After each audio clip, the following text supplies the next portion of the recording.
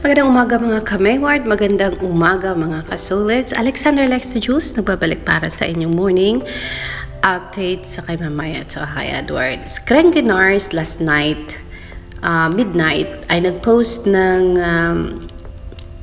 isang kung titignan mo, seryosong bagay. Ang sabi niya sa kanyang post, and she is quoting Edward's statement.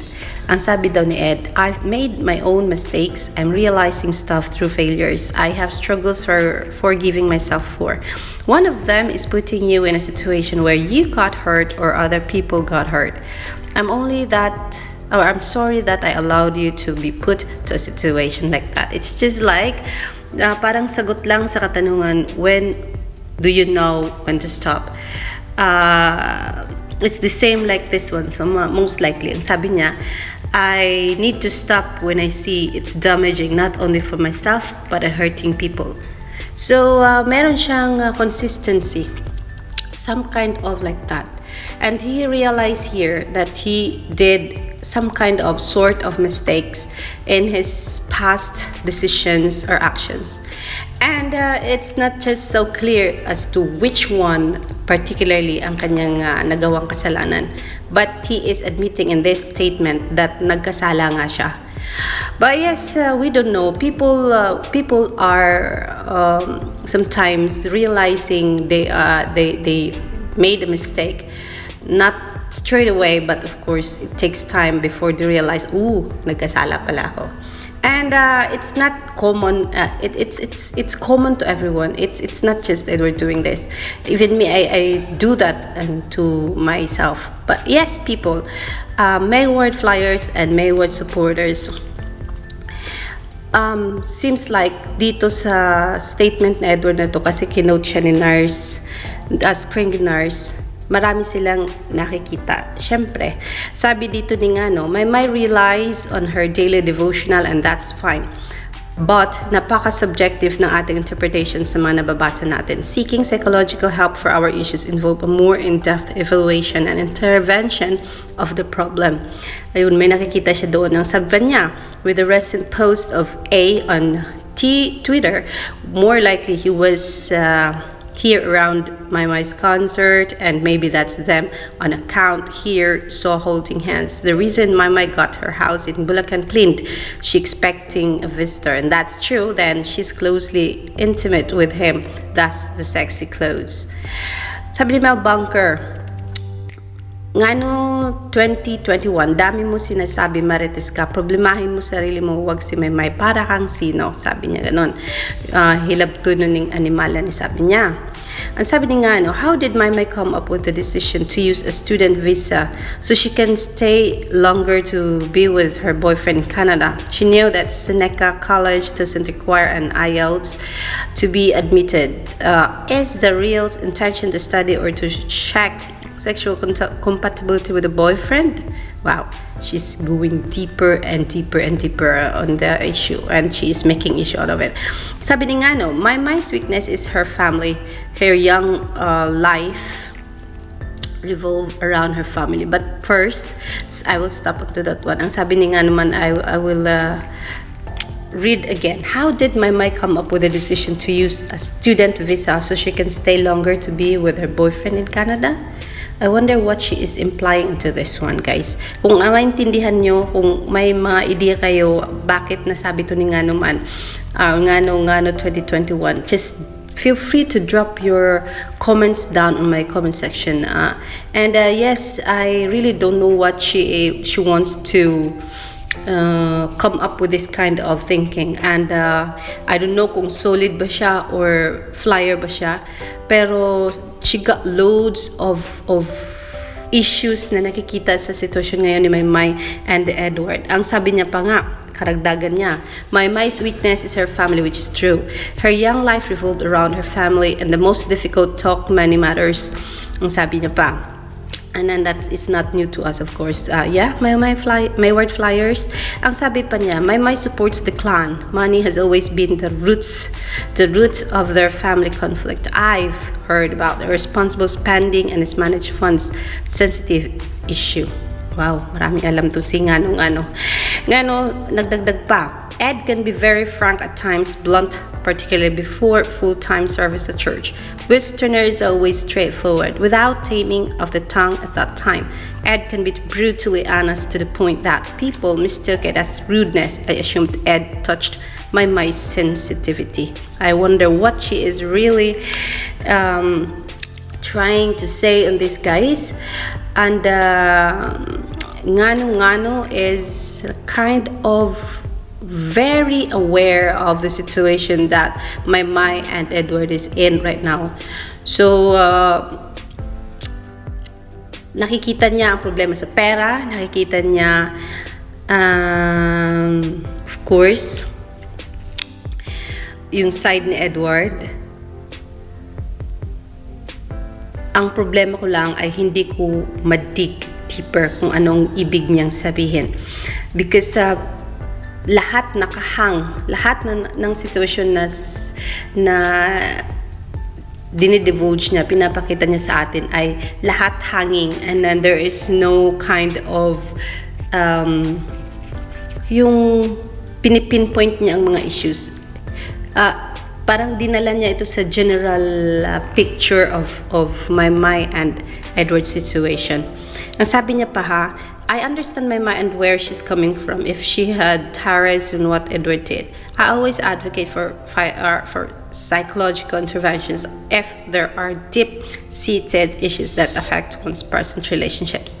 Wag lang idaan sa dasal ang lahat. Seek help dahil way din ni God yun. So she is implying na dapat si Maymay ay mag-seek ng psychological help. Since sa Maymay, we know that she is from depression kind of situation, and I think she is what she's trying to say is Maymay to take things slowly and not impulsively, kasi nga galing siya sa depression and she needs someone to enlighten Maymay's mind to bring Maymay what kind of situation she is in right now. Parang sinasabi niyang ganon, like itong pagkakaroon ni Maymay ng boyfriend is napakabilis, and alam natin na kagagaling lang niya, kaka-recover lang niya from mental depression, like not mental depression, from depression, emotional kind of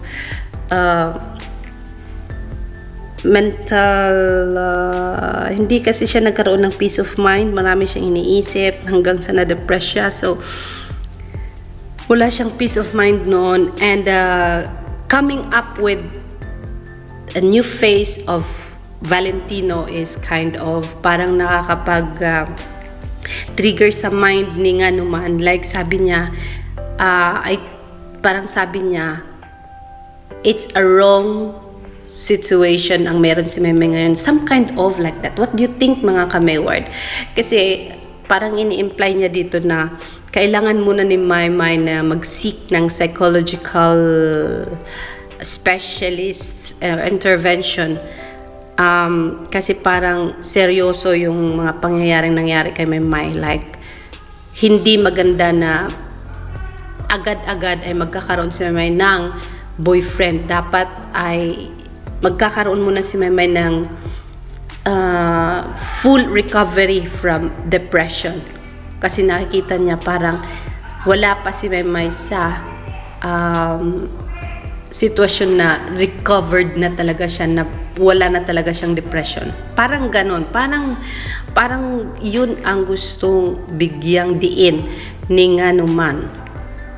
Kaya nagsabi si Maymay, sa dami ng sinabi mo, isa lang ang conclusion ko. Pag maganda ang pagkasulat ng short serye mo, ang galing, isa kang may future sa magiging mystery writer. Sabi niya ganon. Sabi ni nga naman, dumagdag pa siya. Mama Lorna jokingly said na hindi nakikinig ang mga anak niya, lalo na si Maymay. Never magiging authority ang Mami Lorna kay Maymay dahil wala siya sa established the sense of authority sa kids niya. Mahirap i-manage ang behavior ng taong who grow up with no sense of authority. At idagdag natin tong worries niya. Sabi ni nga no offense meant, but she's acting like a typical AFAM girlfriend.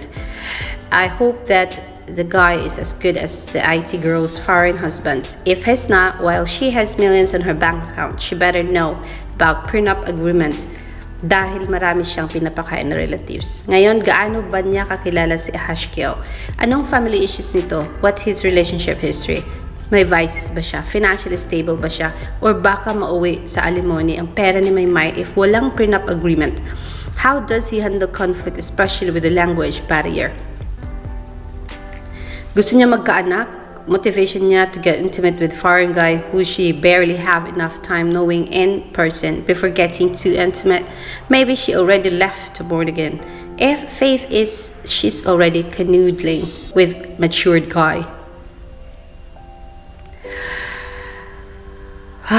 Ang dami niyang worries, singa naman, ang dami niyang issues na nakikita. And she is worrying. Isa lang ang pinaka-point nito. Worried siya na baka peperahan lang siya ng isang Hashkiel. And she is worried kasi pinapakita niya sa post na ito na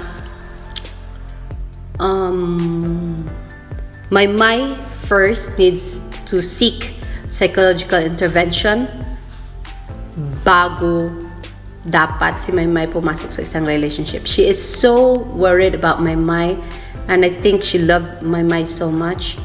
That is why ganito yung mga issues na binobrought out niya sa Twitter account niya. But yes, up to you guys kung ano nakikita nyo sa issues na binibigay sa atin ni 2021. Whatever is in your mind, drop it sa aking comment section down below. Alexander likes the Jules.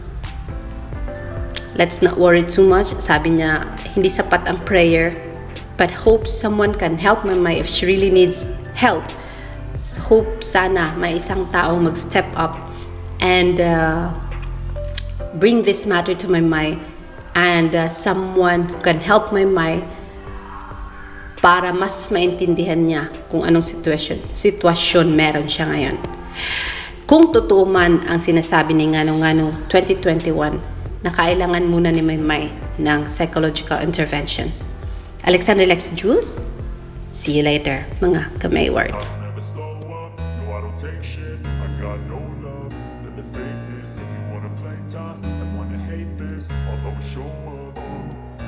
I don't ever slow up, no I don't take shit. I got no love for the fakeness. If you wanna play tough and wanna hate this, I'll always show up and make a statement. I don't ever slow up, no I don't take shit. I got no love for the fakeness. If you wanna play tough and wanna hate this, I'll always show up and make a statement. Everything I do so instinctive and so passionate. Every word I move so descriptive like an adjective. I got a vendetta against people who patented being negative when you should be getting after it.